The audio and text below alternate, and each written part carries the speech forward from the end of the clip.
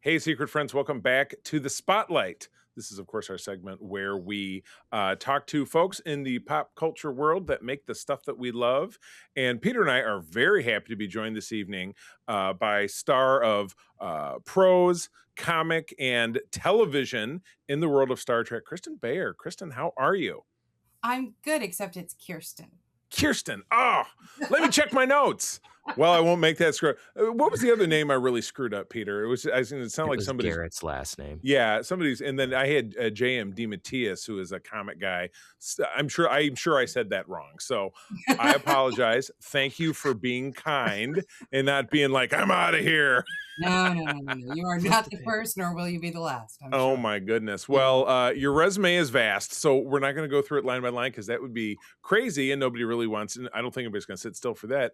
But I always love to do something simple, which is just start at the beginning. Like, how did you become the Trek Lord that you are today? How did you get started? Well, writing for Simon and Schuster, writing for pocketbooks for the Star Trek Voyager line. Yeah, love Yeah, it. I had been pitching to the show Voyager for a number of years. So I had created this whole, backlog of stories, none of which had ever sold, but many of which I was told got close. I don't know. Doesn't matter now. And in the process of that, I had met another writer named Heather Jarman, who right around that time was contacted by Marco, who was editing the Deep Space Nine books for Simon and Schuster, and asked her to come on board and write her very first Deep Space Nine book. And so shortly after that, she introduced me to him.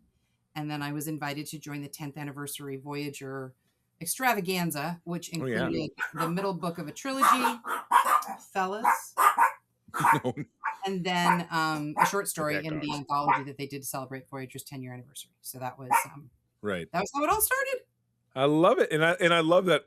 I definitely read, maybe not all, but certainly a ton of those Voyager books, and absolutely loved them. So I love the tapestry that you kind of created with that. So cool. That was fun. Yeah, I didn't know it was going to work out that way, but I'm glad it did. I know. I love it. All right, Peter. All right. So since you've done work on both the shows and the novels for writing, is there any difference in your writing process doing one or the other, or is it about the same? Or? Oh, no. So the writing process for books, once the outline is done and approved, essentially becomes a math problem. There are so many days until my deadline. Therefore, I have to get out usually between 1,500 and 2,000 words a day to get it done and then be able to polish it and all that kind of stuff. Delay of dog, but we're back again. Kirsten, you were saying. I was saying. So yeah, so the books are just like words per night, a math problem, and then it's done, and then you're on to the editing, and it's not usually that big of a deal after that. Scripts are an entirely different beast because they really do happen in stages, and at every stage of the game there are a number of people who come in with thoughts and notes and ideas and stuff as you go along. So what the writer's room comes up with comes out in an outline, and then the writers of record, whoever they are, go off to do the writer's draft, and that goes through the showrunners before it even goes to the studio and the network. And then once you get it all the way through that process, then production has it, and then it becomes the horse trading over many, many weeks and months of what can we actually do? How can we accomplish this? What can we not afford? And how are we gonna, and another idea for a story that just happened needs a little bit of a something in your script. So yeah, it's one is very sort of singular and solo, and you have all this control, and the other is very much not in your control, very much a collaborative process that you just sort of have to accept because that's the only way TV gets made. Yeah. Did you ever have any of those moments? Like, I know a lot of stories from like old school Star Trek where there was just like running around like headless chickens trying to get these scripts done, and sometimes they wouldn't have them done in the middle of production. Did you ever have anything like that? First season of TOS was like that all over the place. I read. Yeah, and it sounded like mid-Voyager sometimes. So once or twice in early days. I mean, we do benefit from not having to do 22 or 26 episodes a season. Yeah. We have 10. So, but it really depends on how far along the room is by the time we start production. So I have been on shows where the room had worked for, 8 or 9 months. Like, it's not like we weren't doing anything. Yeah. But just as we get into the realities of shooting and production, things have to change, and they have to change quickly. And so that's kind Mhm. of difficult. It feels now, though, like by the time we've gotten to like Starfleet Academy, that we're just better at doing this now. Like, we kind of know more, and we're kind of ready for the stuff that could go sideways. So these scripts don't tend to feel that way. Yeah. But early days of Discovery, I would say, yeah, for sure. Yeah. Yeah. Nice. Wow. Excellent. So I'll dogleg off that. I already talked about how much I love that Voyager relaunch, and you've written every book since you started was you. I thought I read that somewhere. Yeah. Yeah, Yeah. So so I did the anniversary thing, which was called Fusion. It was the middle book of the Right. trilogy. And then he brought me back when David Mack was, I think, just about done with the manuscript for Destiny. I think Right. certainly the first book was done, maybe the second. But so he was like, okay, so you're gonna need to come on board with all of this, and you're gonna need to consult with the people who are writing the other books around it and figure out what's next for Voyager after how you're gonna take Voyager forward from here. And he Right. contracted me to do 2 books. So it was what became Full Circle and Unworthy. But then I know his intention was that somebody else was he was gonna use multiple authors the same way he had on the Deep Space Nine line, just create a little stable of folks who would keep the story going forward and Yeah. tag team off one another. But I was in the middle of the editing process for Unworthy when he was laid off. And Margaret Clark became my editor. And I remember she reached out to me, a while after Unworthy was done, and was like, well, what do you want to do for the next one? And I was like, oh, I didn't think I was going to be doing the next one. She was like, yeah, we're good. I'm like, oh, okay. And it just went from there. Wow. Nice. Yeah. So this is my 2-part question. So looking at that, the pros, and then so much screen work, this is kind of like, it's a Sophie's choice. What are 2 that really stand out between those 2 as absolute favorites? Oh, to create? Yes, please. Or, I I mean, love it. because to create I them, I love I had to ask a question screen that the out. eyes brighten up. Like, yeah, like that's okay. That is a little bit hard. That's okay. I think that by far the hardest book to create was Eternal Tide.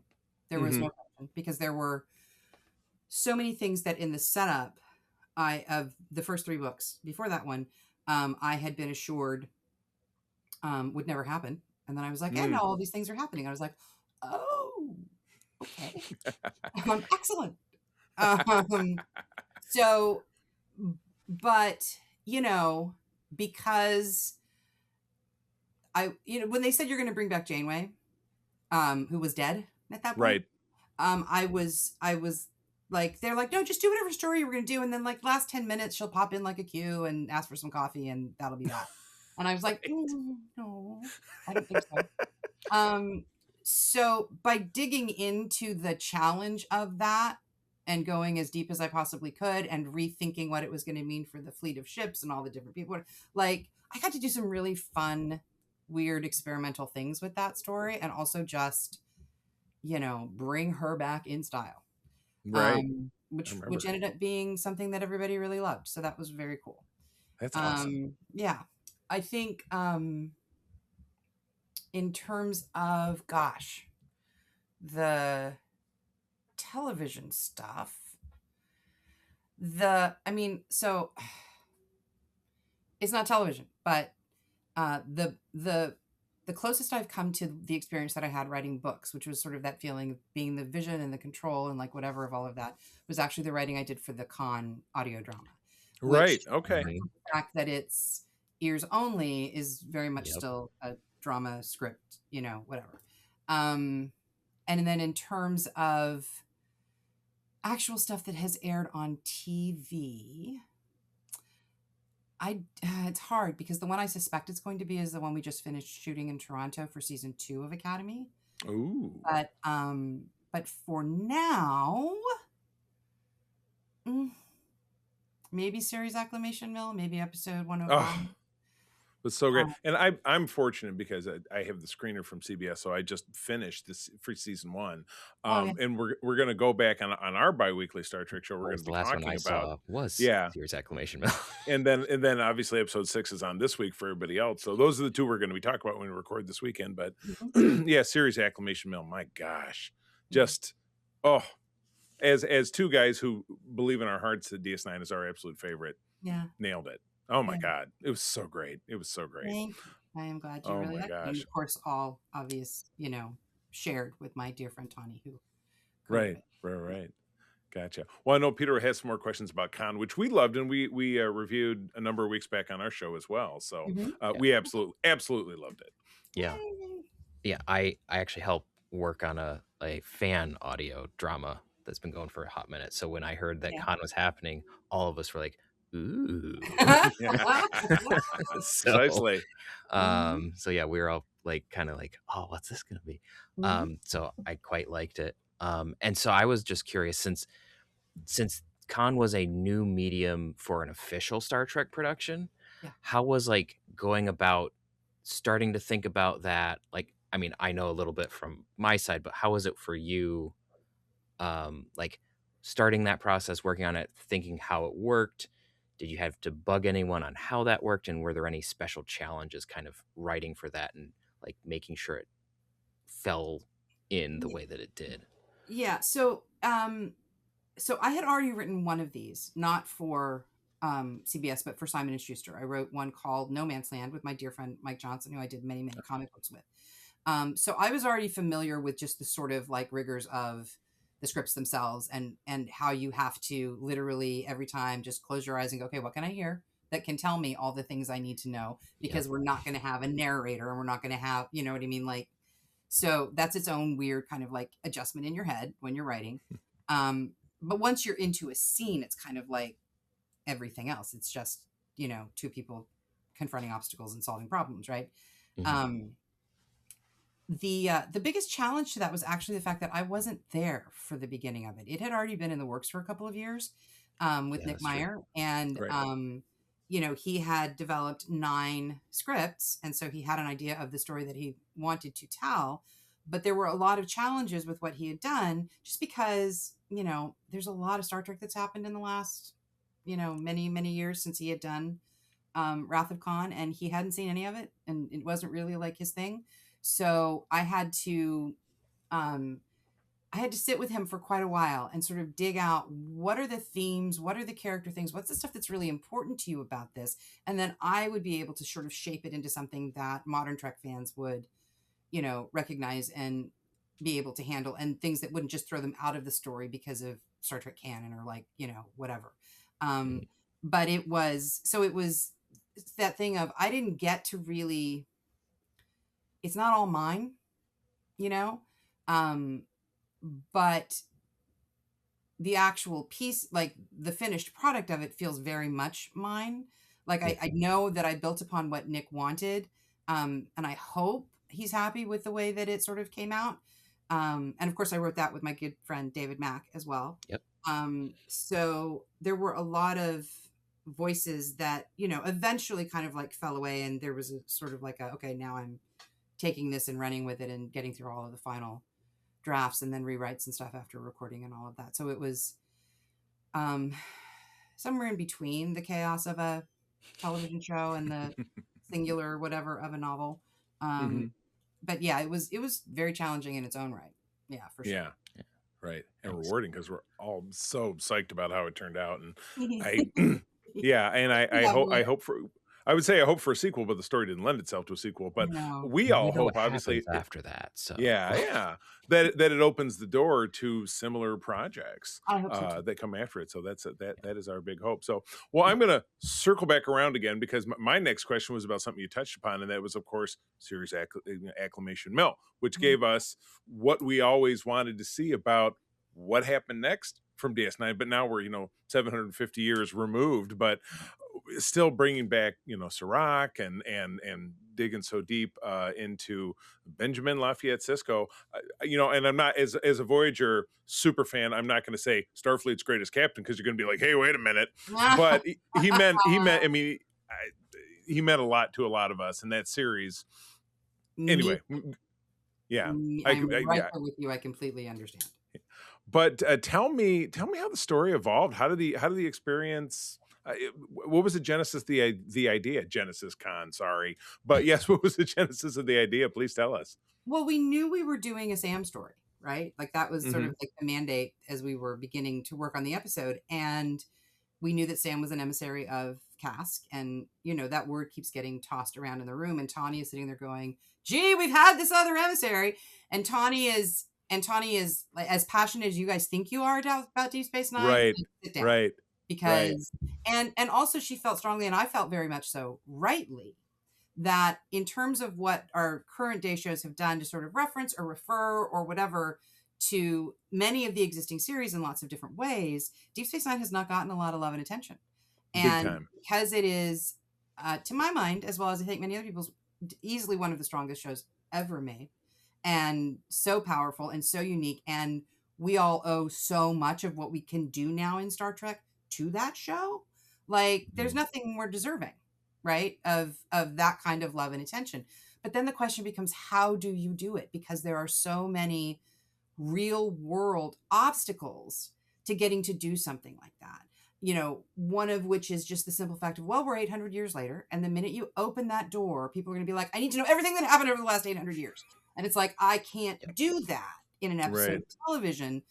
I'm going to have to choose very specifically a few ways that we can, and also it doesn't, whatever that's going to be, it's all going to be in service of Sam and her story and what she needs. So it's a very, very fine needle to thread. Yep. And, you know, and we had to do it, we had to go into it not knowing what, if any, sort of participation we would be able to get in terms of Avery. Right, And, right. and loving and respecting him as we all do, also not wanting to do anything that would, you know, make him feel upset, insulted, like, you know, put upon, you know, like we just, like it wasn't gonna, there was no way we were gonna anywhere walk down any of those roads.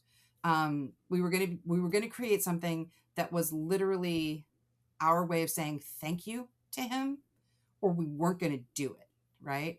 And so we were blessed because Tawny already had a relationship with Sirach, and she was able to get through that relationship and through a lot of conversation with him, a very good sense of how best to sort of go about doing this. And we took it real slow, and we just, you know, a step at a time moved toward the point where ultimately we were able to get not only his blessing, but a lot of love from him to, especially to Carice, who was going to be playing Sam, which was like more than you could ever hope for or dream of.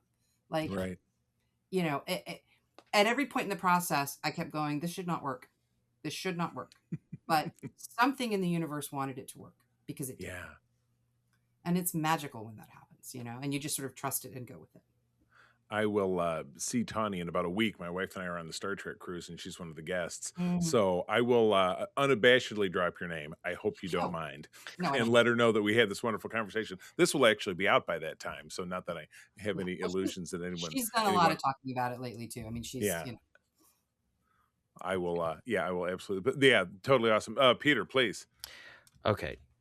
To go into hypothetical, Sure. just because that's fun. So since you've worked on a lot of different eras of Trek, but if you're given free range, like blank check, go do whatever era, whatever story, whichever characters, what story would you love to be able to tell?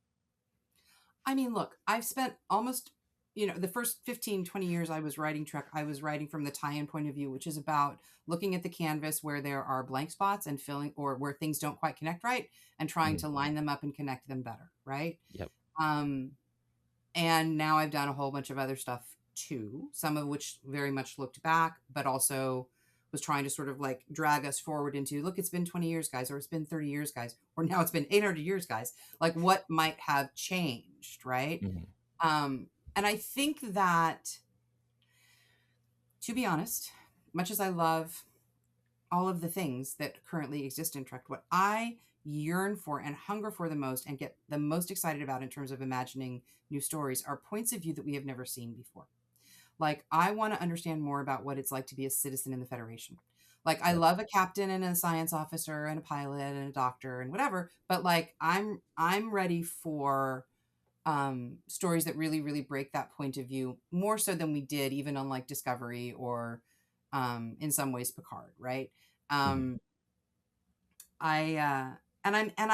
anxious for periods that haven't been covered. I want all new characters, all new Yes. people to create Yeah. and add to the universe. I wouldn't say tired, but just sort of like the self-reflective nature of a lot of what we have done, which I know has value, right? People want to understand how things are connected. People may care more about people who are connected to people they already love. But I just like want to make people fall in love with new fans or Yeah. new characters. And in a lot of ways, that's what's great about Academy. Oh, I Um, got it. is Totally, that, totally agree. We're you we're know, big fans there over are here. plenty of characters that people know on that show, and then there are plenty of just brand new. You're just getting to know them for the first time. Sit back and buckle in because it's going to be fun. Yep. Yeah, absolutely.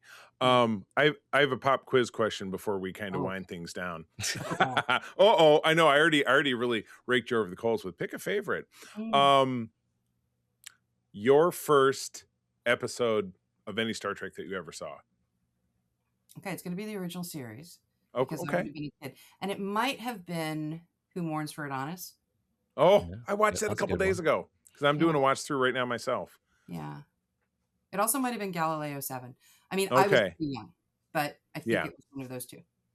My first was as well in syndication, but it was in the early '80s, and it was Mm. actually the second pilot. So I actually started from the beginning. So Peter, Oh, what wow. about you? I don't know if I ever asked you what's Oh, my yours. first Star Trek episode? I've been watching Star Trek before I was even, like, fully That's rough. functionally aware, so I Right. don't know. It was probably something in TNG season 4 or 5 Yeah, Oh, which were all are totally awesome. as So, as a rerun. Like, I don't think I saw anything randomly straight from the gate. and I have a second pop quiz question: best captain after Janeway, in your opinion? Assuming that Janeway's your favorite captain because you're the Voyager person. Maybe I'm totally wrong.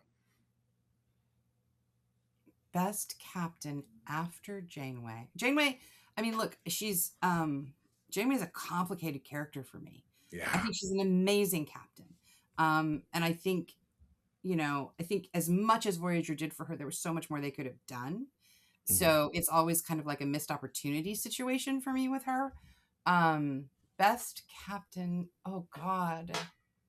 Oh no, I've broken her. I'm so You sorry. did. I mean, because part of me is like, I love Pike so much. Fair. I really, really, really, really do. But yeah, no, I'm gonna live with that. Pike. Other than Okay. way, I'm gonna say Pike. I mean, Cisco, Yeah. like, ugh. Ugh. I'm a big Riker guy, but we didn't really know him as a captain Yeah. so much, so I can't really lean in that direction. I So think I think if there's an MVP player for the entire Star Trek universe, it's probably Will Riker. Like I like it. he I has like he's it. gone through and survived so much. And if nothing else in Picard had ever happened, the fact that Nepenthe exists for that series, Right. the first season where they went back to find him in Deanna on that plant, like one of my Yeah. favorite things of all time. Yeah. Totally agree. Totally agree. Peter, well, your pick, and then we'll wrap it up because I feel bad. I My don't want to leave favorite you out. cap? Oh, dang it. I was hoping I wouldn't have to answer that question. Yeah. I know. Expect the Yeah. unexpected. So I'm gonna probably be somewhat controversial, I suppose, and maybe Yes. go for Archer. Oh, he's a big yeah. Enterprise guy. Yeah. So, like, because there was no book. You do what you got to do, and he made a lot of mistakes, but he usually owned up to them. So that was pretty solid. Yeah. So That's a good choice. I like it. All right. This has been totally awesome. Tell us what we know some of the things you're working on right now because it's all we've been talking about, but tell us something that maybe we haven't heard that's on the horizon for you and maybe ways that people can follow what you're working on, that kind of good stuff. I suck because the thing I'm working on right now is still Starfleet Academy. Okay. And, That doesn't suck. And there's so there's nothing really to announce beyond that. And in terms of finding me, you can't because I don't really participate in the social medias or any of those things, I only noticed. because it's a full-time job to stay Right. on top of a lot of that stuff. I don't know how other people do it who do what I do, but bless them, and I'm glad that they can. I can't. I can't. Yeah. I won't get my writing done if I Right. do You got to focus. You any. focus on what's legit. So, So, Starfleet Academy, we love it. Like I said, I've seen the season finale. I can't talk about it obviously at all, but I was incredibly enthused. oh, So good. I absolutely love what you're doing. So thank you for being here with us. My pleasure. Listeners, if you're checking us out on our free feed, if you pop over to patreon.com/Secret Friends Unite, you can find all of our content, and also over on our YouTube channel too, where you can hear us talk to absolutely wonderful people like Kirsten Beyer. Thank you so much. My We loved pleasure. having you, and keep on trekking. This podcast is part of the Secret Friends Unite podcasting network, available on Apple Podcasts, Spotify, and podcast services around the galaxy, as well as video on our YouTube channel. You can support Secret Friends Unite by becoming a Patreon member, get bonus programs and more over at patreon.com/secretfriendsunite. Join our Discord community for even more discussions on all things geek. For all the latest updates on Secret Friends Unite, make sure to follow us on Threads at secret.friends.unite and visit secretfriendsunite.com. Find our merchandise at TeePublic and Redbubble. Thanks for listening, and may the Force live long and prosper.